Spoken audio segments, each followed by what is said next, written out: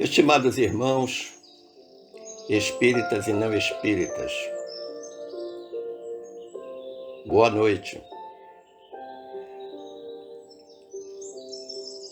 Que a paz de Jesus esteja em todos os corações aqui presentes, ainda que virtualmente,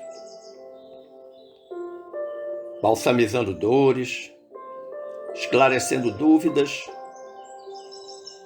enxugando lágrimas, fortalecendo a fé.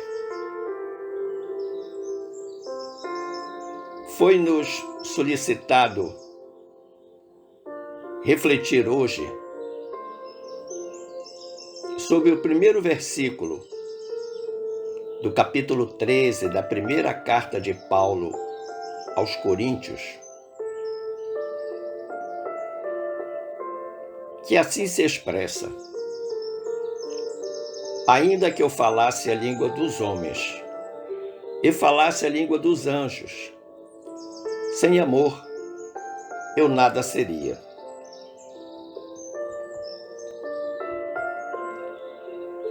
A primeira carta de Paulo aos Coríntios se dá exatamente em resposta aos problemas básicos daquela comunidade de Corinto, inclusive entre os cristãos da igreja nascente. Paulo havia criado a comunidade eclesial em Corinto. E 4 eram os problemas básicos: a imoralidade sexual, como o incesto mantido pelos iniciantes cristãos,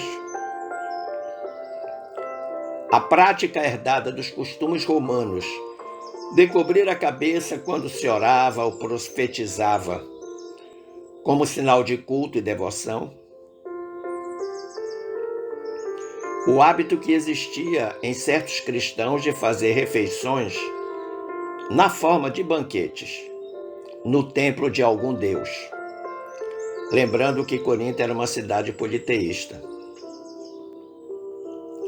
E o quarto problema era o uso e abuso dos poderes mediúnicos, que àquela época as pessoas já detinham esse poder,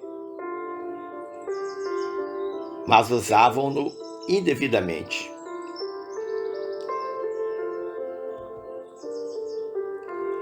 Se nós analisarmos esta primeira carta de Paulo, nós vamos ver que existem 6 temas presentes nesta carta.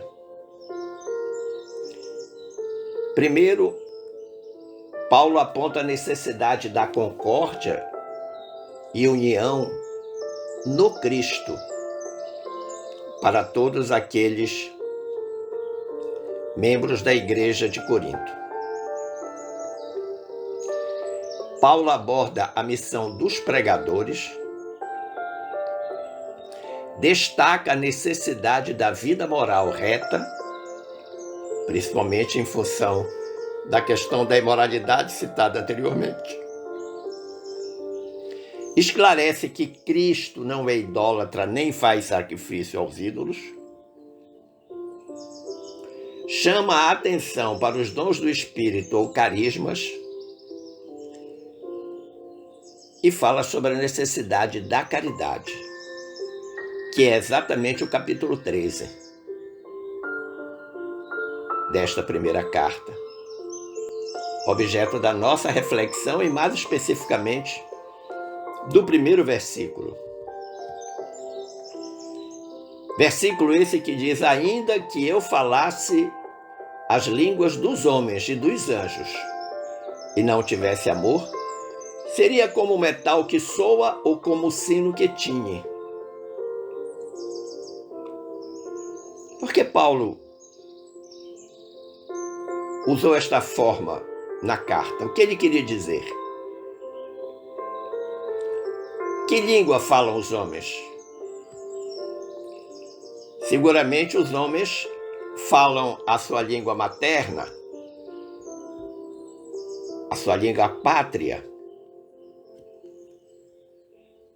É possível que alguns homens tenham a capacidade de falar outras línguas, a glossolalia. Mas que língua falam os anjos?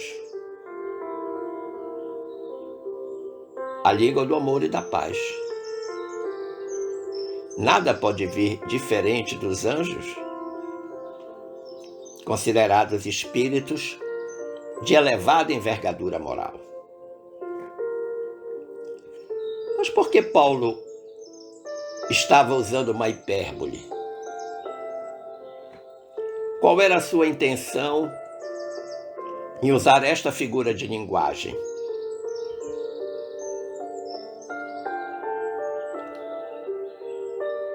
Duas perspectivas nós podemos entender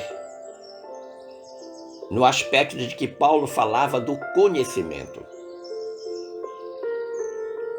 Ao dizer ainda que eu falasse a língua dos homens e dos anjos, Paulo estava falando do conhecimento. Na perspectiva psicológica, nós temos que considerar o autoconhecimento, ou conhecimento de si mesmo, e o heteroconhecimento, o conhecimento do outro. Afinal de contas, nós vivemos em sociedade. Nós somos seres gregários. Vinícius de Moraes já dizia que é impossível ser feliz sozinho. O outro é a razão da nossa existência. Nós só podemos crescer com o outro. Mas eu preciso, anteriormente, conhecer a mim mesmo. Está lá no templo de Delfos, o que disse o sábio da antiguidade: conhece-te a ti mesmo. E Santo Agostinho discorre sobre isso com grande propriedade na questão 918 de O Livro dos Espíritos.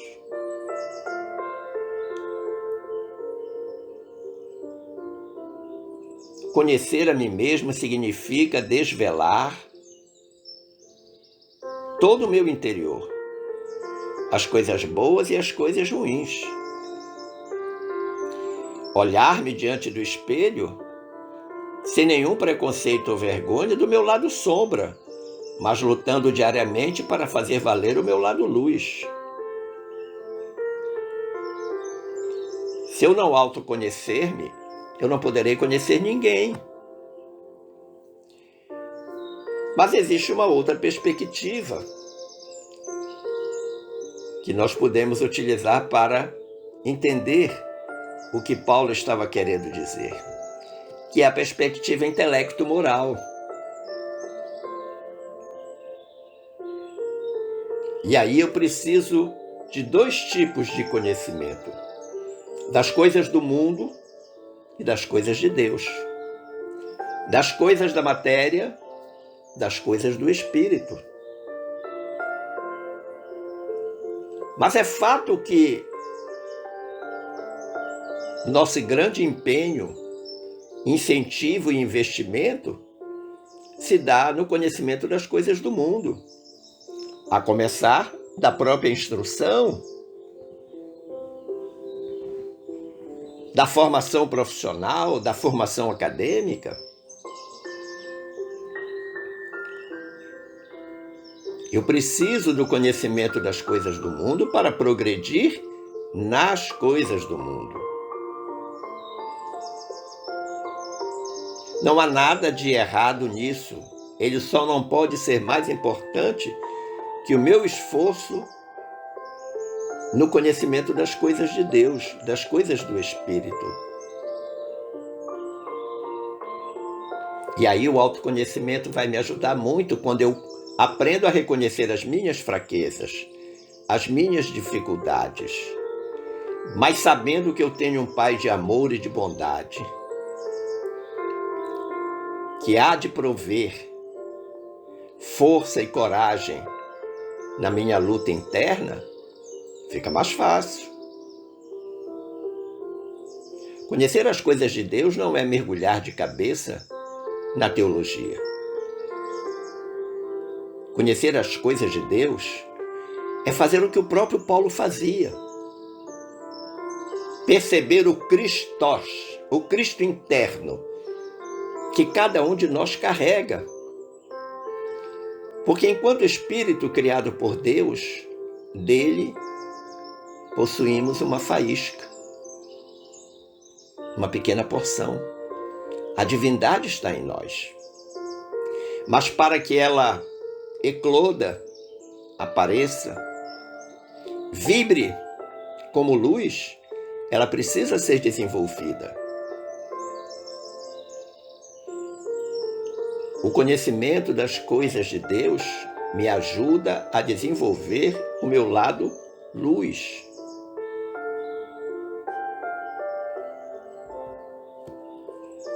E aí vale a pena a gente ver o capítulo 37 da obra Cartas do Alto, quando o espírito Albino Teixeira, através do médium Francisco Cândido Xavier, traz uma importante lição sobre como obter esse conhecimento das coisas de Deus. Albino começa dizendo: estudar para aprender. Então, o primeiro passo é estudar, buscar o conhecimento. Aprender para discernir. Já estou um degrau acima, pois o aprendizado que conquistei vai me ensinar a separar o joio do trigo, o certo do errado. Discernir para entender.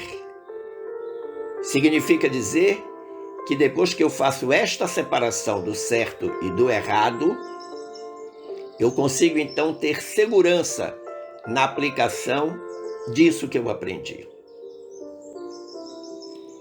E Albino diz: entender para acertar.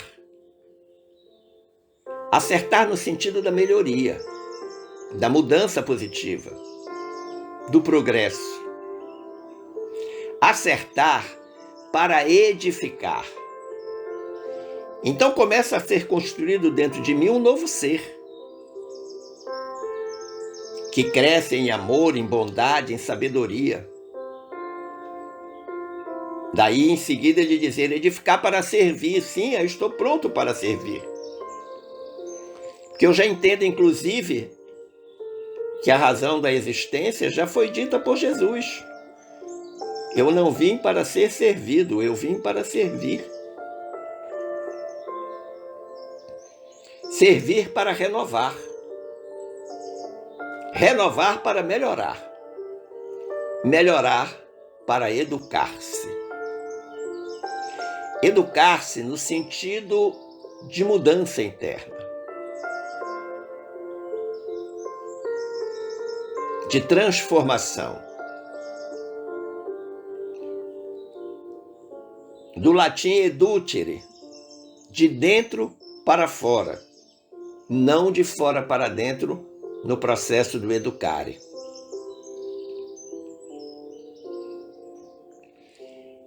E aí, nesse capítulo 37, Albino Teixeira termina dizendo: disse-nos Jesus: conhecereis a verdade e a verdade vos fará livres. A verdade vos libertará. Está lá no Evangelho de João. Com toda a veneração à personalidade sublime do Divino Mestre, então Albino está se colocando humildemente diante da personalidade de Jesus, permitimos-nos observar que ele, o Senhor, sintetizou a longa trajetória de nossa evolução na vida infinita em 3 estágios distintos: conhecimento, verdade e libertação. Olha que interessante a conclusão de Albino Teixeira. Assim, pois, como é fácil de ver, o primeiro passo no serviço de elevação, seja onde for, será sempre estudar. Adquirir o conhecimento das coisas de Deus.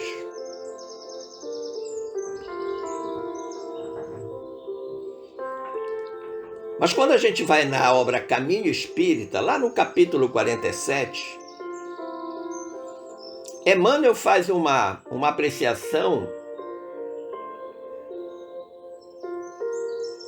extraordinária sobre esse conhecimento das coisas de Deus proposto por Paulo. Ele diz: em matéria de educação a nós mesmos, existe comumente um adversativo em nossas melhores definições. Então ele diz que quando a gente quer se educar, sempre tem alguma coisa que vai criar dificuldade e que é capaz de atrapalhar, é capaz de impedir o nosso progresso. E aí o Emmanuel diz: via de regra, afirmamos a cada trecho de nossa marcha espiritual. Aí ele vai dar uma série de exemplos e vai mostrar como é que essa adversidade é capaz de nos tirar da linha do caminho do progresso. Ele diz: sei que a morte é apenas mudança e devo corrigir-me para a vida maior. Uma certeza que todos nós temos, especialmente os espíritas. Aí ele vem com a conjunção adversativa. Entretanto, estou sob o cativeiro de inúmeras imperfeições, a maneira de árvore asfixiada pela erva de passarinho, e não consigo renovar-me. A velha desculpa. Tenho consciência do que precisa, mas eu não estou podendo.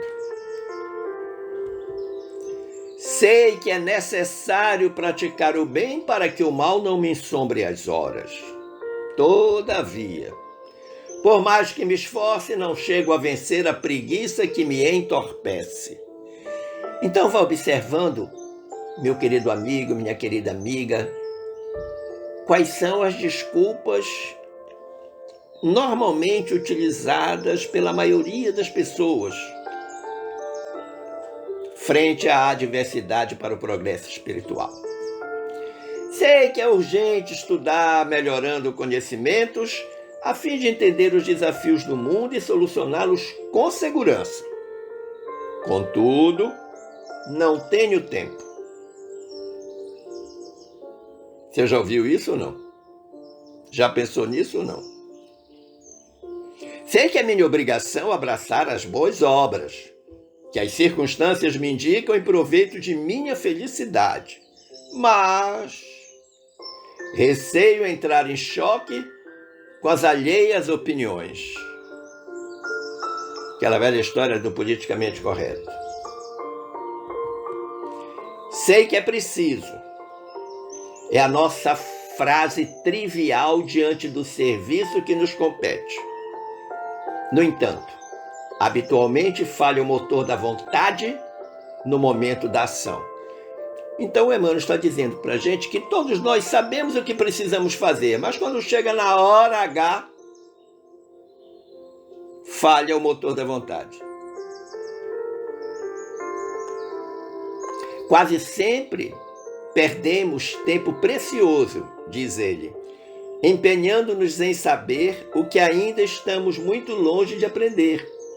Uma atitude, aliás, muito compreensível, porquanto, desejando saber dignamente, a curiosidade respeitável alenta o progresso. Claro que é a curiosidade que nos move, que nos faz ir para adiante.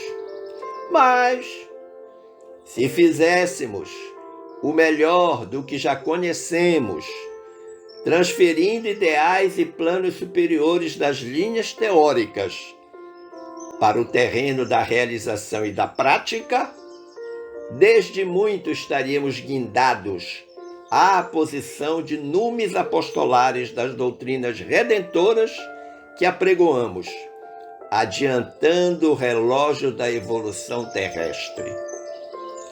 Sinteticamente, Emmanuel está dizendo: se todo mundo fizesse a sua parte bem feito, o mundo de regeneração já tinha chegado. Simples. Mas há sempre uma desculpa, há sempre um porém, há sempre um talvez. Hoje não dá, fica para amanhã, amanhã não dá, fica para depois, ano que vem, quem sabe a próxima encarnação ou reencarnação. E ele diz: como é fácil de anotar Nós todos, coletivamente examinados, criamos muitas dificuldades na Terra pela ânsia de fazer sem saber. Isso é um fato. Muitas vezes nós até queremos fazer, mas como não sabemos, metemos os pés pelas mãos. E se fizermos, o faremos errado com absoluta certeza. Então saber é importante. Mas aí ele vai usar novamente uma conjunção adversativa e vai chamar atenção para algo muito pior. Se fazer sem saber é ruim, o que Emmanuel vai dizer depois é pior ainda, porque ele diz: mas agravamos consideravelmente essas mesmas dificuldades pelo atraso de saber e não fazer. O braço cruzado, a indolência, a preguiça, o descaso, a falta de vontade. Mas o que falta verdadeiramente? Aquilo que Paulo está pregando na sua carta, neste capítulo 13, no último versículo 13. Amor. Que em determinados momentos, na língua grega, fica como sinônimo de caridade, embora sejam coisas distintas. Dizemos, inclusive, que a caridade é o amor em movimento. E aí, meu amigo, minha amiga? O que está faltando para todos nós darmos este salto de qualidade em direção ao tão sonhado mundo de regeneração, que não virá por decreto nem por milagre, mas pelo esforço de cada um de nós, dessa mudança, dessa transformação, dessa prática da caridade, deste amor em movimento, caridade para conosco, caridade para com o próximo, caridade para com o mundo.